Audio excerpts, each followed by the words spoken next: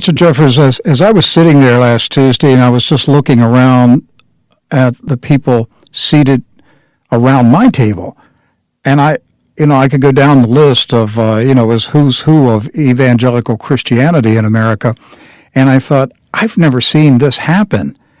In my years as a Christian, the broad cross-section of church leaders that came to that event.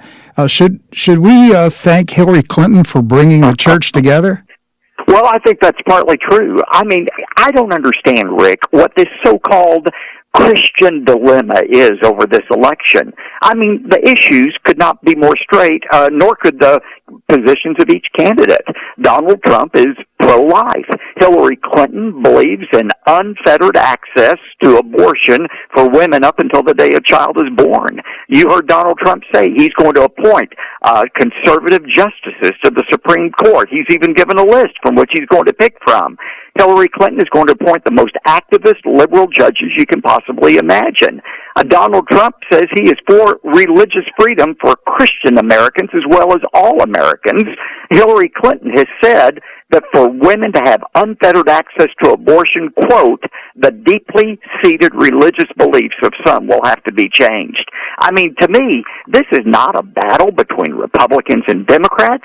It's a battle between good and evil, righteousness and unrighteousness, light and darkness. And I think it is time for people who say they are conservative Christians to get off the fence and go to the polls and vote their convictions. And I'll tell you something else, Rick. These so-called Christian leaders who say, well, they're going to follow their conscience, and they can not because of moral reasons vote for Donald Trump. Can you please tell me what great moral principle out there would allow Hillary Clinton to become the next president of the United States and appoint up to 5 Supreme Court justices? My gosh, after today's decision by the Supreme Court on our state's abortion laws here in Texas, shouldn't Christians wake up and understand what this election is about? It just blows my mind how weak and namby-pamby some of these Christian leaders are. I had somebody on Fox ask me last week, what do you say about some of these Christian leaders who say they're undecided? What's motivating them? I'll tell you what's motivating them. Absolute pride. They backed the wrong horse in the election. They can't get over the fact that their candidate didn't win, and so they're staying on the fence about this. That's what is at the bottom. I agree. That's really what it's all about.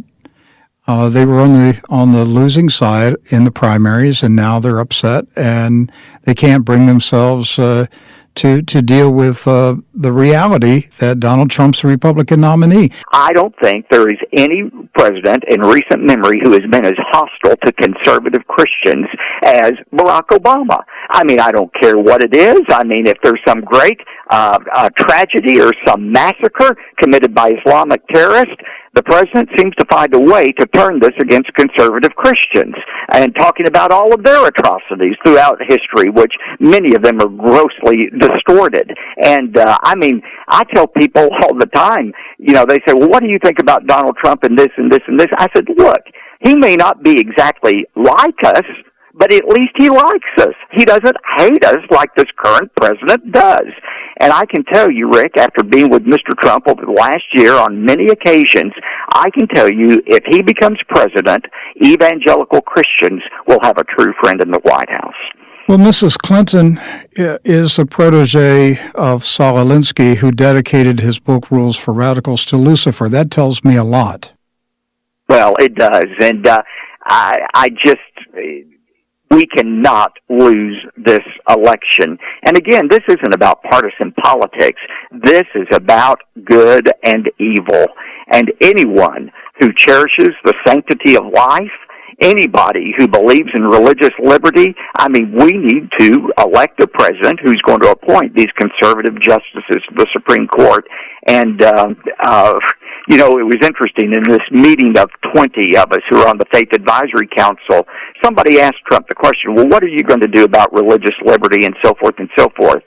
And Trump was very respectful, but he said, you know what? To be blunt, the reason we're in this shape as a nation is because of people like you all around this table. You're the ones who have allowed this country to get into the shape that it's in. He said that? Yeah, he absolutely did. And and somebody said, well, we need you to speak out. He Ouch. said, I'm going to speak out, but I need you to speak out too. And he was absolutely right about it. Oh, that was profound that he made a comment to his evangelical advisory board, and he made that kind of comment. That's very significant that he recognized that it's the duties of the pastors to protect the moral condition of the nation. Absolutely.